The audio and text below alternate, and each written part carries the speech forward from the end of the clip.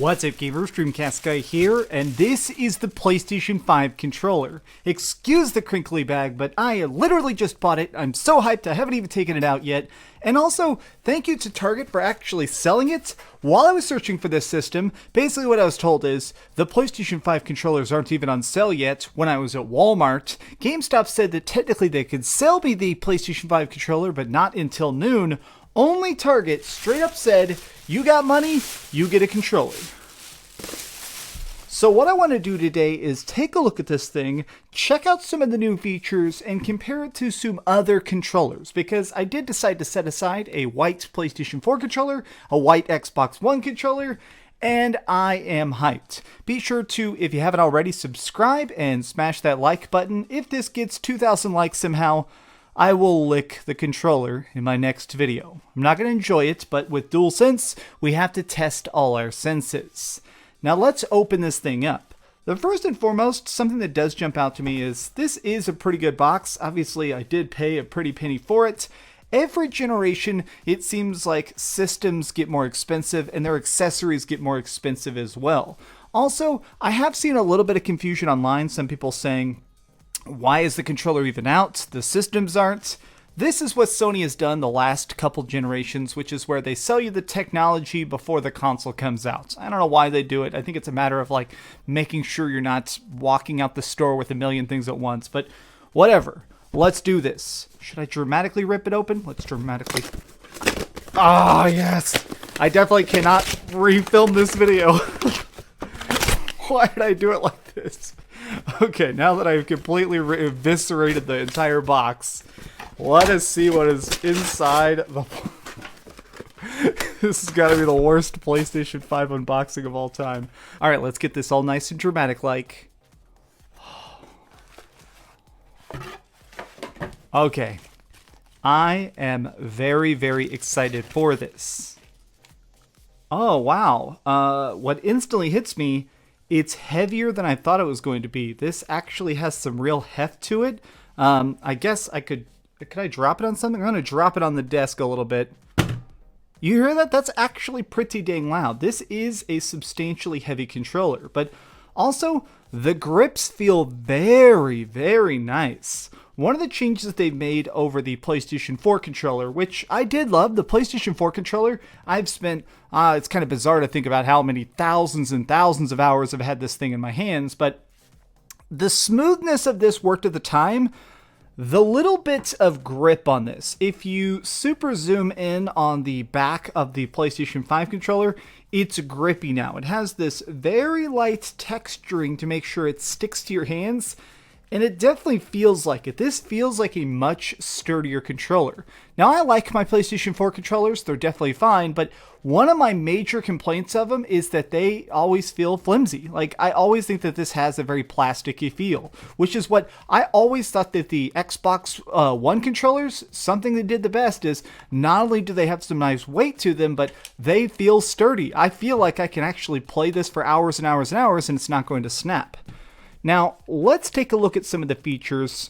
The biggest thing that's new with the PlayStation 5 controller is, of course, the haptic triggers. It's actually possible now to have certain games that will make it where it is more difficult. Physically, it'll be more difficult to pull the triggers than just click, click, click. Here's actually a video of it I found online that somebody was displaying.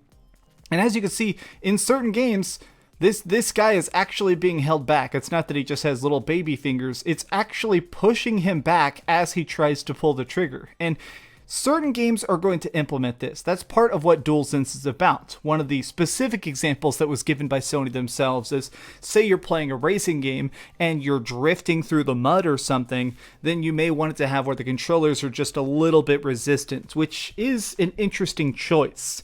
Now, some people are going to hate that. Sony actually just announced today that you're going to be able to disable it. If you want, you can just straight up turn off the haptic adaptive trigger stuff, which makes sense. Honestly, some people are just not going to like a feature like that, so that is pretty rad.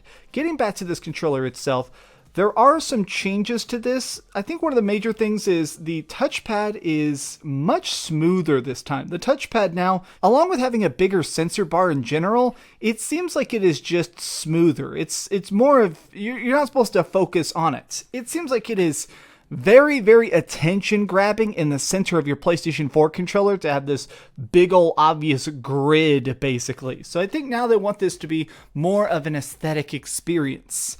Now, another thing they've changed, obviously, is they've gotten rid of the 2-button prompts. Remember, originally, on this controller, it said options on the right, and it said share on the left. They've changed that, so now this is technically just called the create button, and this one over here is just kind of your standard start button. They've taken away the names and stuff, which looks nice. Everything looks nice.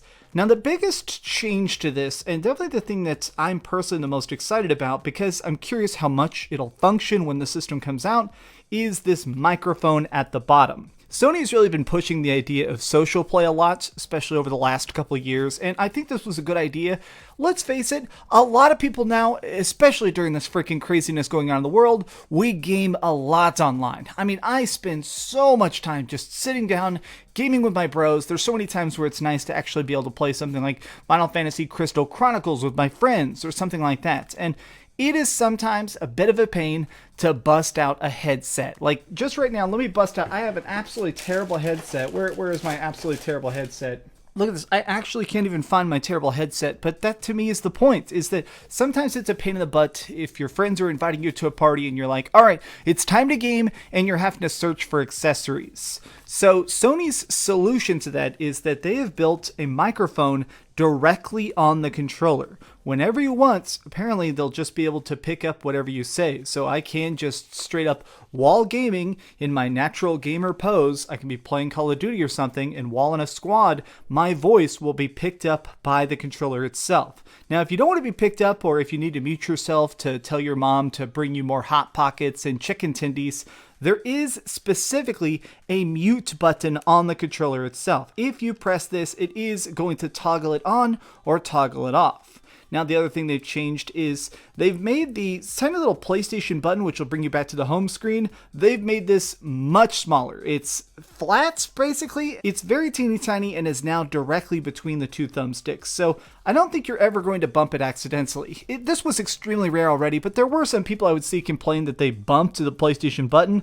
I hate to call you out on this, but if you are pressing the PlayStation button by accident all the time, you gotta get your thumbs checked, buddy, because you should be sticking here or you should be sticking here. This is so out of the way. Overall, I think this controller has some nice changes to it, but the biggest thing that I think is still a little bit bizarre to me is just how kind of monotone it is. I don't know if I like it aesthetically still, just something about the cosmetics of it. The fact that these controller buttons are all white now, I wish it had a little bit more to it. I wish it had a little bit more pizzazz. Since this is the next generation of PlayStation, and since a lot of PlayStation 5 games already seem so fantastic, we're going to be spending the next couple of years holding this controller. So the fact that there isn't any sort of color on it, there's not a splash of purple or one red button to be dramatic. The fact that it is completely in black and white, I do wish it was a little bit more stark and not quite just such a mix of contrast. Even despite the fact that it looks kind of plain, it's certainly something that feels so incredibly good in my hands, and I'm going to be playing a bunch of it very, very soon. And once the PlayStation 5 comes out, I'm going to be doing a bunch of technical tests with the PS5 when I get it, because there are certain things I'm very curious about. Like, I do want to be able to test the battery life of this bad boy. I want to test the charging time since they have a USB-C now. And also, I'm really just curious to see how it feels to play cross-generation games. I do want to be able to play things like I want to be able to put a PlayStation 4 disc specifically into my PlayStation 5 and then play it with last gen and next gen. I want to be able to see which actually feels better on a beat by beat basis. But I'm going to be doing all that coverage very, very soon. How about you? Are you excited for the next generation? Have you managed to grab any accessories yet to stare at as we wait for PlayStation 5? Let me know your thoughts in the comments down below. If you enjoyed this video, please give it a thumbs up, share with your friends, and subscribe if you haven't already. But do me the biggest favor of all and keep dreaming. All right, remember my promise. 2,000 likes and I'll lick this controller. Oh, sorry, we didn't like yet. We didn't like yet. Oh, someone's gonna definitely get mad about that joke. Thanks so much for watching that video. If you want to see something else, you can always click this link to see what I put up last, or, subscribe and see what's coming up next. Also, I promise that whatever I do, it'll try not to suck.